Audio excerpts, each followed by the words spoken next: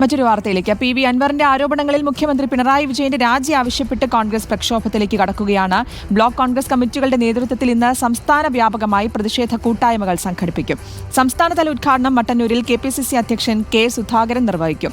28-ന് തൃശൂരിലാണ് പ്രതിഷേധ സംഗമം നടക്കുക. അഞ്ജന അനിൽകുമാർ നൽകും വിശദാംശങ്ങൾ. Anjana, good morning. ഈ ഒരു പ്രതിഷേധത്തിൽ, അതായത് പ്രതിപക്ഷത്തിന് വീണ് കിട്ടിയ ഒരു അവസരമാണ്, ഒരു പ്രതിഷേധം വലിയ രീതിയിൽ തന്നെ കൊണ്ടുപോകാനുള്ള ഒരു നീക്കവും നടക്കുന്നുണ്ട്. എന്തായാലും എങ്ങനെയാണ് ഇന്ന് പ്രതിഷേധങ്ങൾ തീരുമാനിച്ചിരിക്കുന്നത് വരും ദിവസങ്ങളിലും?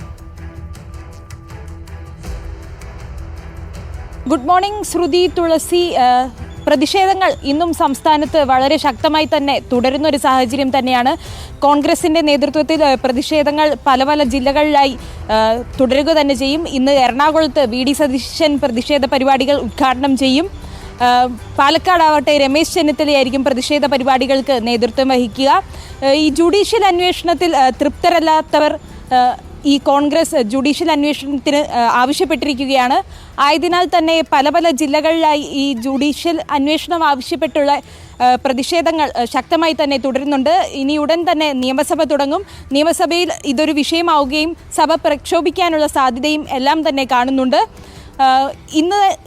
ഇന്ന് പല പല ബ്ലോക്ക് പഞ്ചായത്തുകളിലാവട്ടെ എല്ലായിടത്തും പ്രതിഷേധ പരിപാടികൾ വളരെ ശക്തമായി മുന്നോട്ട് പോകുന്ന ഒരു സാഹചര്യമാണ് നിലവിലുള്ളത്. ശ്രുതി.